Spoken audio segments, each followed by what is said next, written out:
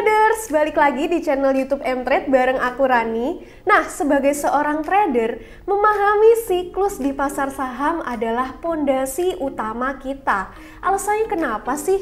Alasannya cukup sederhana kok. Karena ketika kita paham waktu ataupun siklus yang ada di pasar saham, kita jadi tahu kapan waktu buat beli, kapan waktu buat hold, ataupun kapan waktu untuk jual saham. Dengan mengetahui siklus yang ada di pasar saham, tentunya kita bisa menentukan strategi ketika kita trading atau investasi. Kita juga bisa mengambil keputusan yang tepat atau bahkan lebih baik. Pastinya juga memaksimalkan potensi cuan kita. Jadi, buat tahu siklus yang ada di pasar saham, tonton videonya sampai habis ya.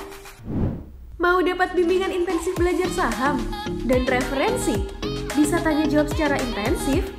Yuk, daftar Mtrade sekarang di mtrade.id/whatsapp atau klik di bawah sini ya.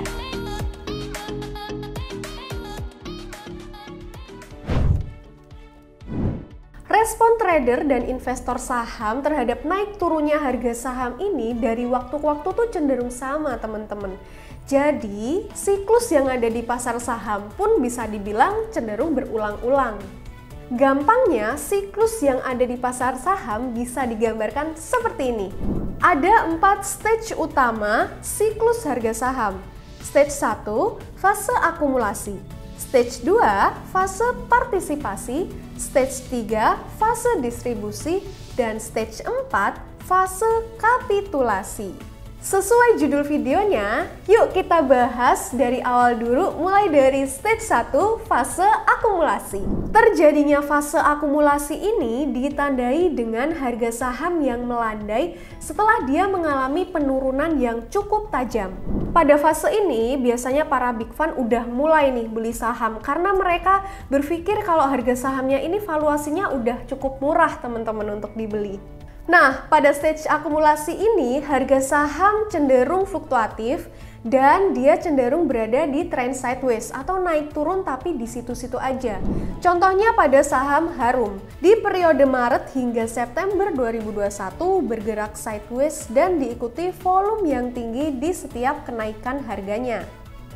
Lalu kapan berakhirnya fase akumulasi? Saham akan bergerak menuju stage 2 ketika ia mengalami breakout dan dibarengi dengan volume transaksi yang besar dan juga ia membangun anak tangga pertama.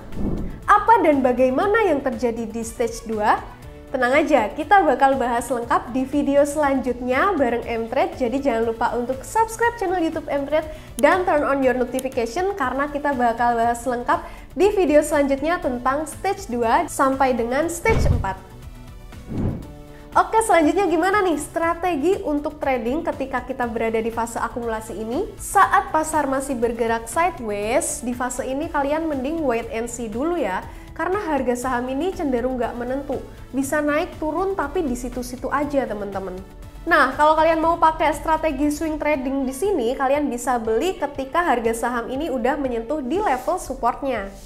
Nah, kalau sideways-nya udah breakout nih, disertai dengan volume yang tinggi, tandanya kita udah mulai memasuki ke stage kedua atau stage berikutnya. Dan kita sebagai trader bisa membeli saham dengan cara buy on weakness ataupun buy on breakout. Itu tadi penjelasan seputar siklus pasar saham di fase akumulasi atau fase di mana pasar saham sedang berada di rentang terendahnya. Nah, buat kamu nih yang pengen jago analisis teknikal tapi kayak belajarnya pengen yang simple-simple aja, kamu bisa langsung download aplikasi Mtrade ataupun gabung jadi user VIP Mtrade karena di Mtrade kamu bakal dapet banyak banget edukasi saham seputar analisis teknikal ataupun analisis fundamental. Jadi jangan lupa download aplikasi Mtrade sekarang ya. Dan kamu juga bisa langsung diajarin sama coach-coach berpengalaman yang ada di Mtrade. Oke, jangan lupa untuk like, subscribe, dan share video-video Mtrade biar kamu terus up to date dan biar kamu bisa sharing ke teman-teman kamu tentang saham, seputar informasi saham. Dan kalau masih ada pertanyaan lain seputar saham, kalian bisa langsung tulis di kolom komentar ya. See you on the next video, bye-bye!